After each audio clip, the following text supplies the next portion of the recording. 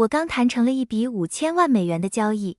会议室完成了他的使命，于是我走到前台结账，给自己买了一瓶价值$2的水。就在同一天，我收到公司发来的邮件，指控我滥用公司资金。他们取消了我3个月绩效奖金记录，并罚款$5000。我没有理会，以为这是财务部某个新人的失误。第二天我去上班时，我的门禁卡失效了，被注销了，我连大楼都进不去。我怒火中烧，打电话给我的 CEO 未婚夫安东尼，但接电话的是他的秘书。关于钱的事情，我要告诉你多少次必须遵守规定。你向财务部报备那瓶水了吗？没有，那就是违反规定。所有人都遵守规定，为什么你不能？你可是公司的老员工。CEO 安东尼插话道：克里斯蒂娜，你是公司的老员工，必须以身作则。在你写完8000字的检讨，并在全员大会上当众宣读之前，不准回来工作。他们把电话丢到一边，片刻之后，一阵愉悦而充满激情的呻吟声透过听筒传来。我面无表情地挂断电话，打给了我们竞争对手的 CEO。我这里有一笔$5000万的交易，还有一个刚刚被解雇的销售经理要给你。这笔买卖，你要不要？第一章，好提议。要，我当然要这笔买卖。事实上，如果你来公司，我的位子给你坐。我来给你当助理。利亚姆·弗格森的兴奋之情几乎要溢出屏幕。我能想象他在通话时手舞足蹈的样子。一丝微笑爬上我的嘴角。1年内，我会让你公司的价值翻3倍。弗格森集团将超越肖莱斯克集团，成为里弗波利斯顶尖的制药公司。等等，克里斯蒂娜，我得确认一下。你确定这不是你玩真心话大冒险输了之后的惩罚？利亚姆问道。你无可救药地爱着安东尼，全城都知道你为他神魂颠倒，你简直因此而闻名。要不是你曾凭一己之力挽救他的公司，他现在早就破产了。我脸上的笑容消失了，取而代之的是某种更冰冷的东西，连我的心都被冻住了。安东尼，肖莱斯克是我的青梅竹马，我们是彼此的初恋。他可能冷漠孤傲，喜欢当众让我难堪，但我都容忍了。我以为爱情最重要。3年前，他的公司陷入绝境，濒临破产。我竭尽所能地帮助他，甚至不需要他开口。我投入金钱、精力和人脉，将他的公司从悬崖边拉了回来。所有人都告诉我，安东尼这辈子，甚至下辈子都欠我的。然后，转折来了。安东尼并不认为他的公司能够存活全是因为我。他坚持说这都是他自己努力工作的结果。自从他雇了奎妮·辛普森当秘书，他对我的最后一丝爱意也消失殆尽了。奎妮是我的死对头，而安东尼总是站在他那边，把我当佣人一样呼来喝去。我可是公司的元老。我不过是拿了一瓶水，他就要我在全公司面前念8000字的检讨。他知道奎妮在羞辱我，却放任他这么做。我看不出现在还有什么旧情可念。准备好我的办公室，我明天过去。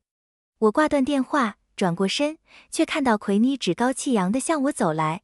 你在工作时间打私人电话，而你应该正在宣读你的检讨。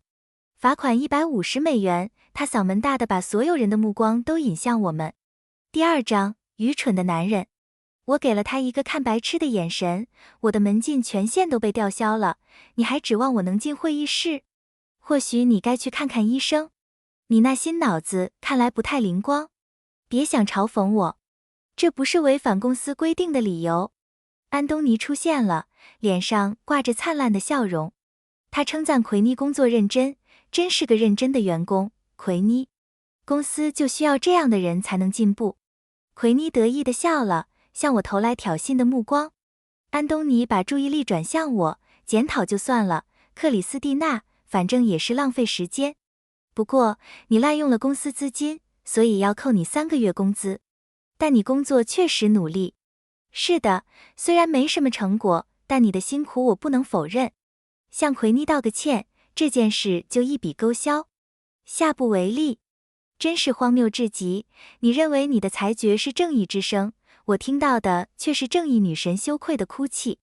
收起你的惩罚吧，安东尼。我辞职。这话激怒了奎妮，你别不识抬举，克里斯蒂娜。肖莱斯克先生这是在给你台阶下。我没有理他，我的目光仍然锁定安东尼。结束了，安东尼。和你，和这家公司。我转身离开。当晚，我在一家餐厅举办了告别派对，和我关系要好的同事都来了。我感谢他们在我就职期间给予的帮助和支持。大家聊着我们一起为公司打拼的日子，空气中充满了欢声笑语。没有你，一切都不一样了，克里斯蒂娜。是啊，没人能像你那样替我们收拾烂摊子。我告诉他们一切都会好起来的，天下无不散之筵席。但如果有需要，可以打电话给我，看看我能不能帮上忙。我们正玩得开心，这时我用眼角的余光瞥见安东尼和奎妮走了进来，真是意外，这两位不请自来。然而奎妮还是占据了主位，用看蝼蚁般的眼神看着我。快点道歉吧，克里斯蒂娜。还等什么？这女人真是不可理喻。我正要呵斥她，安东尼先开口了。终于做了件我喜欢的事，克里斯蒂娜。你包下了整个场地，现在你要做的就是向奎妮道歉，这件事就彻底了结。这可真让人困惑。我查看了一下手机，找到了答案。我把安东尼设成了免打扰，所以没注意到他的信息。他叫我订个包间，在所有人面前向奎妮道歉。我回以一声嗤笑，然后将目光转向他们，有些人权力膨胀的厉害。我没时间陪你们演戏，这场戏是你们要演的，不是我。我为公司付出了一切，到头来却因为一瓶廉价的矿泉水受尽侮辱。现在你们还想让我道歉？荒谬至极！我的同事们交换着难以置信和义愤填膺的眼神。他们中大多数人也为公司工作了多年，同样为公司付出了时间和精力。我的处境给他们敲响了警钟。今天是我，下次可能就是他们。安东尼沉下脸，别得寸进尺，克里斯蒂娜，这是你最后的机会。我冷笑道，可惜我不需要这种机会。第3章，糟糕的处境。奎妮暴怒，用手指戳着我的脸，离开了公司，你什么都不是。少在我面前摆出那副得意的样子。真的吗？我可不这么认为。我重新坐下，转向同事们，我们刚才说到哪儿了？来吧，别让这些跳梁小丑坏了派对的兴致。我的同事们点头赞同，空气中又渐渐充满了欢声笑语。安东尼和奎妮被晾在一边。安东尼怒不可遏，现在轮到他用手指戳着我了。你再这样下去，我就取消我们的婚约，克里斯蒂娜。里弗波利斯将没有你的容身之地。我飞快地扫了他一眼，你们还在这儿？保安是干什么的？保安？我包下了这里，需要你们把不速之客请出去。一群保安走进房间，奎妮气得几乎尖叫起来。他破口大骂，并抬手要打我。你敢这样对肖莱斯克先生，你这个贱人！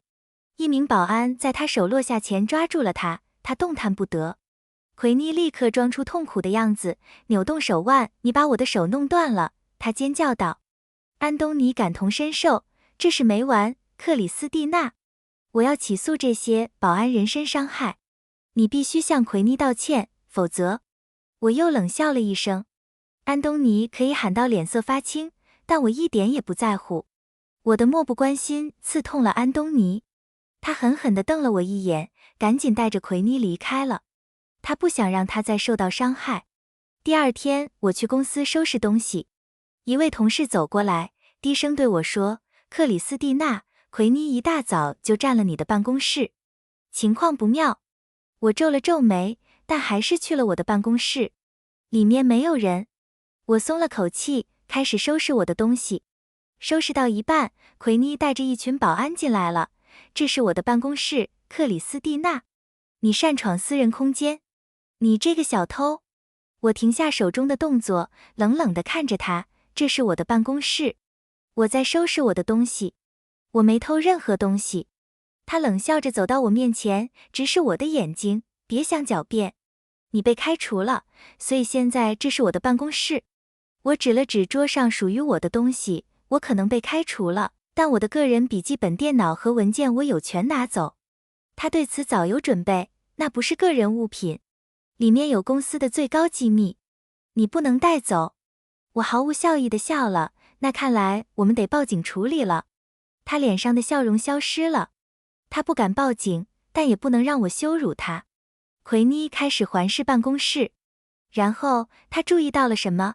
你偷了公司的绝密文件。我打赌你是想卖掉它们，对吧？这阵骚动引起了许多人的注意，包括安东尼。他急匆匆地赶到办公室，他先扫视了一下现场，然后看了看奎妮，最后转向我。你还有什么要说的，克里斯蒂娜？有生以来第一次，我觉得自己不认识这个男人了。他简直是个笑话。你信了那种鬼话？安东尼正要说什么，但奎妮更快。我亲眼所见，肖莱斯克先生。我敢打赌他要把机密卖给我们的竞争对手。普洛斯珀公司的合作很快就要确定了，绝不能泄露任何信息。第4章，折磨。这简直是一场小丑表演。所有这些文件，所有数据，都是我工作的成果。我一条条整理编写，熬了好几个通宵。我带走我自己的工作成果，这不叫偷窃。你们知道我为了公司付出了多少？现在你们指控我商业间谍罪，这是个笑话吗？安东尼的目光游移不定，无所谓。你被解雇了，本来就不该出现在这里。你不该带走这些东西。奎妮补充道，他也不能离开。我们必须把他关起来，直到竞标结束。谁知道他会不会向全世界告密？这很荒谬，但安东尼认为奎妮说的有道理。他用一种充满冰冷失望的眼神看着我。你太让我失望了，克里斯蒂娜。亏我待你不薄，你竟会因怨恨而如此对我。这简直难以置信。安东尼竟然如此轻易就相信了奎妮的蠢话。你疯了吗，安东尼？你知道我为公司牺牲了多少吗？我怎么可能做那种事？奎妮仍在煽风点火，别在他身上浪费时间了，肖莱斯克先生。直接把他带进去审问，我们一定能问出他的同伙是谁。安东尼点点头，向前一挥手，把他带走。我试图反抗，但寡不敌众。保安们把我按倒，关进了一个小房间。灯光亮起，安东尼站在角落，用冰冷的漠然观察着我。奎妮向我走来，嘴角挂着一丝扭曲的笑容。他手里拿着一把钳子。现在，我需要你老实交代。告诉我们，你把机密卖给谁了？我咬紧牙关，挑衅地瞪着他，我谁也没卖。这是毫无根据的指控。奎妮一脚踹在我的肚子上，我痛苦地蜷缩起来，汗如雨下，嘴还挺硬。他蹲下身，用钳子夹住我的一根手指。现在说不说？我紧闭双唇，我绝不会向这些人屈服。安东尼的耐心正在耗尽，他的眼中只剩下轻蔑。老实交代，克里斯蒂娜，你知道我有多恨叛徒？我依然沉默。奎妮收紧钳子，开始拔我的指甲，剧痛让我尖叫起来，额头青筋暴起，但他没有停下。很好，保守你的秘密吧，你得为此付出代价。每拔一次，我的灵魂都仿佛被撕裂，身体不由自主地抽搐，痛苦难以忍受，几乎让我昏厥。安东尼仍然冷漠地看着，仿佛我的折磨只是一场屏幕上的表演。你撑不了多久的，克里斯蒂娜。说出来，你就能少受点苦。我吐出一口血，喉咙里发出一声低吼，老天看着呢，安东尼。他会惩罚你的。奎妮又拔掉了我的一片指甲，扔在地上，而你会先见到上帝。痛苦让世界变得模糊。我像一滩软泥瘫在地上。剧烈起伏的胸膛是我还活着的唯一证明。安东尼皱了皱眉，够了，别弄死他。我们还需要从他嘴里得到答案。第5章，弗格森的胜利。奎妮终于停了手，他用钳子拍了拍我的脸，这是给你的一点教训，克里斯蒂娜。我随时可以像捏死一只虫子一样弄死你。别想把安东尼从我身边抢走，你永远赢不了。他扑进安东尼的怀里，两人一起离开了房间。我被囚禁着，等待死亡的降临。疼痛不断在我身上翻涌，每一次呼吸，针都像扎进肺里，蚂蚁啃噬着每一寸皮肤。就在绝望快要将我吞噬殆尽时，有人非常小心地打开了门，只开了一条极细的缝。我来救你出去，克里斯蒂娜。是我的下属莱斯利。他对我非常温柔，但还是不小心碰到了我的伤口。我闷哼一声，碰到你的伤口了吗？真的很抱歉，克里斯蒂娜。我咬紧牙关，摇了摇头，没事。先带我离开这里。莱斯利点点头，慢慢地把我带到了公司入口。我们一出来就遇上了一排汽车。利亚姆立刻向我走来，你怎么了，克里斯蒂娜？我挤出一个微笑，没什么大不了的。我们上了车。